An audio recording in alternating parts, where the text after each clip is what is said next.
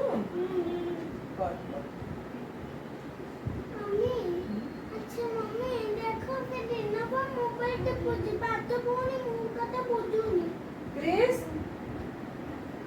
Chris तो सुबह नहीं क्रिस है मम्मी मैं देखी क्या क्रिस बेटा आया केते तो डाकी रहे तो सुबह नहीं फोन भीतर पूरा पसी जाइछु फोन देखिए तो रखते मन ते तो आंखें फूटी हुई नहीं गोड़ तळु कर बोलू बेटा मो हाली आई गलनी कहीं मो पे पानी ग्लास टे नहीं जाइलु मैं गुटे पानी जा। ते फोन ते कॉफी गलो बदुआ की गरम होउची हाली आई अस तो मोर पड़ पड़ पान पड़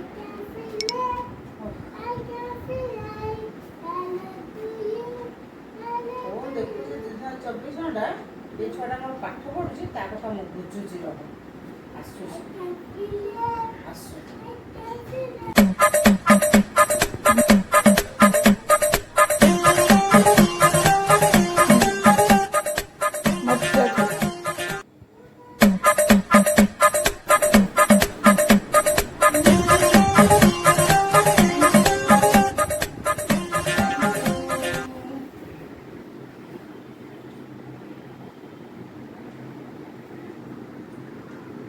भाई तो रिफाइल ना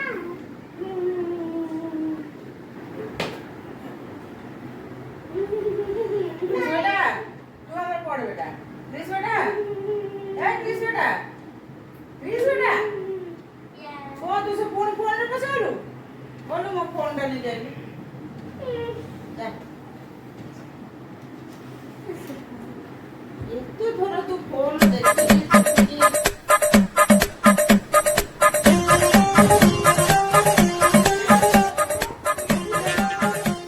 फोन दो पड़ेलुनी फोन देखी अरे हे फोन रे चार्ज भी नहीं कौन करियो मनुष्य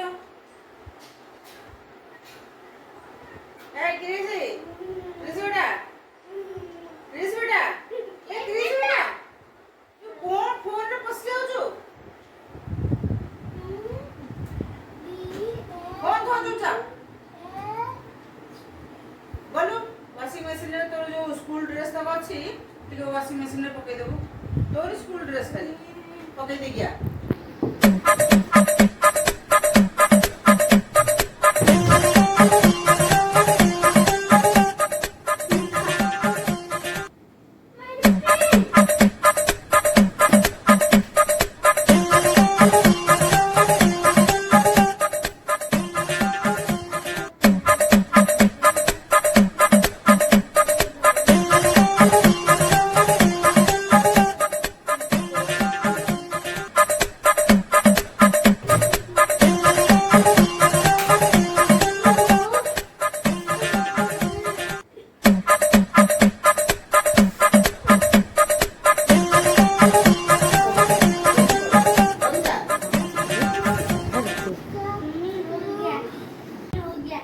हेगला वाशिंग मशीन रे कपड़ा पड़ गेला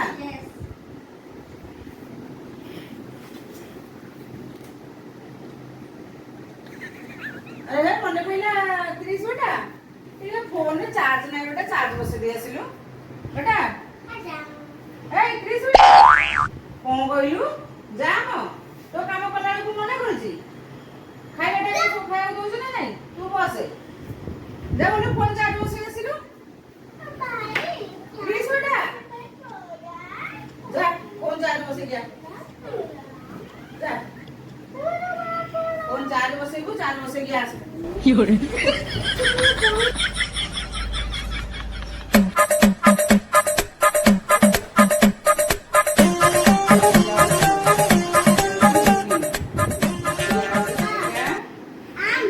এইটা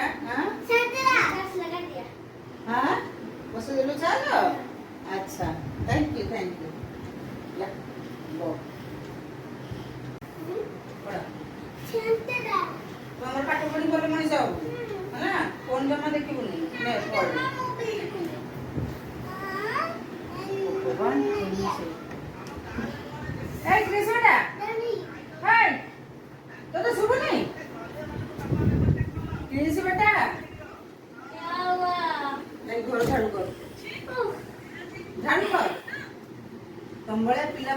ସେଇଆ ହିଁ ଦରକାର।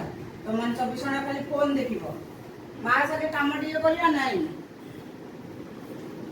ଘର ଝାଡୁ କର। Fiore, ଅଣ୍ଟା କଣ ହେଇଯାଉଛି? ଫୋନ ଦେଖିଲା ବେଳକୁ ଅଣ୍ଟା କିଛି ହଉନି। fiore, fiore, ଭଲେଇ ଝାଡୁ fiore, କର, ତୋ ଛୋଟ ଭଳିଆ ଅଛି। ହଁ, ଭଲେଇ ଝାଡୁ କର। କର, କି କର, ଗୋଟେ? କର। ଯୋଉମାନଙ୍କୁ ବେଶୀ ଶାସନ ଦରକାର। fiore, ଖାଲି ଫୋନ ଦେଖିଲେ ଗଧ ଭଳିଆ ଖାଇକି ବସିବ। କି ଆଉ ଗୋଟେ? ମା କାମ କରିବ, ଘର କାମ କରିବ। କିଛି କାମ କରିବ। ସବୁବେଳେ ଝାଡୁ ଭଲସେ କି କର। ଗୋଟେ? ଗୋଟିଏ କୋଉଠି ରହିବା ନଥିବ। ଭଲସେ ଝାଡୁ କର। କାମ କର।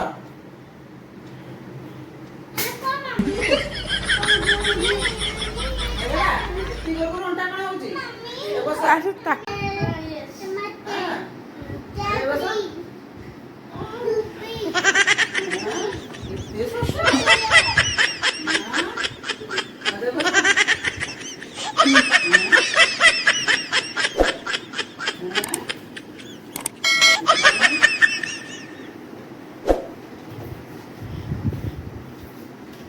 ଆରେ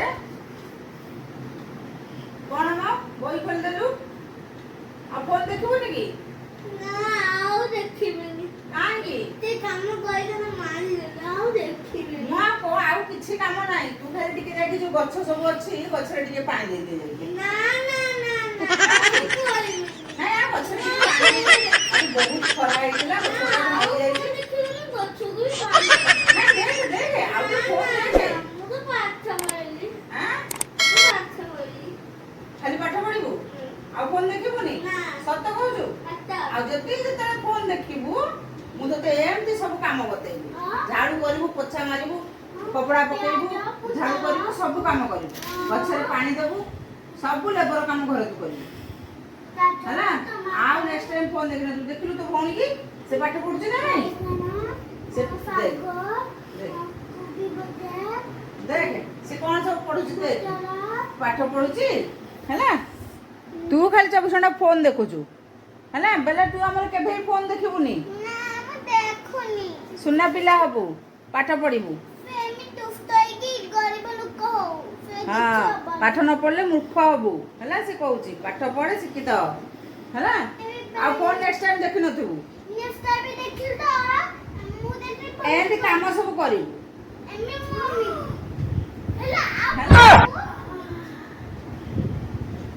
ହ୍ୟାଲୋ ସାଙ୍ଗମାନେ, ଆପଣମାନେ କଣ କହୁଛନ୍ତି? ଦେଖିଲେ ତ? ଏମିତି ଯୋଉ ପିଲାମାନେ ଏମିତି ଫୋନ ଦେଇ ଦଉଛନ୍ତି ସେ ବସିକି ମନ ଇଚ୍ଛା ଦିନ 24 ଘଣ୍ଟା ଫୋନ ଦେଖୁଛନ୍ତି। ଆଉ ତାଙ୍କର କିଛି ଆଉ ଦିନ ଟାଇମ ଜଣା ନାହିଁ। ମା କେତେ କାମ କରୁଛି, କଣ କରୁଛି କିଛି ଜାଣିପାରୁନାହାନ୍ତି। ଘର ହାଲଚାଲ କିଛି ଜାଣୁନାହାନ୍ତି। ସେ ଛୋଟ ହଉ ବା ବଡ଼, ଛୁଆ ବେଳୁ ତାଙ୍କୁ ତାଗିଦ କର ଫୋନ ରଖ, ଛଡ଼ାଅନି। ସେ ମନକୁ ଥୋଇଦେବେ ଫୋନ। ଏମିତି କାମ କର ଫୋନଟାକୁ ନେଇକି ନିଜେ ଥୋଇଦେବେ। ଆମର ଫୋନ ଦରକାର ନାହିଁ, ଆମେ ଖାଲି ବହି ପଢିବୁ। ଏଇ ଯେତେବେଳେ ଦେଖିବେ ସେ ଖାଲି ବହି ଧରିକି ବଇଥିବ। ଖାଲି ବହି ଧରି ବସିବ। ପଢ, ବସିଛୁ କଣ? ଖାଲି ବହି ପଢ ହେଲା? ଆଉ ଫୋନ କେବେ ବି ଦେଖିବୁନି ହେଲା? ଆପଣମାନଙ୍କୁ ଆମ ଭିଡ଼ିଓଟି ଯଦି ଭଲ ଲାଗୁଛି ତ ଲାଇକ୍, ସେୟାର ଆଉ ସବସ୍କ୍ରାଇବ ନିଶ୍ଚିନ୍ତ କରିବେ। ଜୟ ଜଗନ୍ନାଥ, ଜୟ ଜଗନ୍ନାଥ।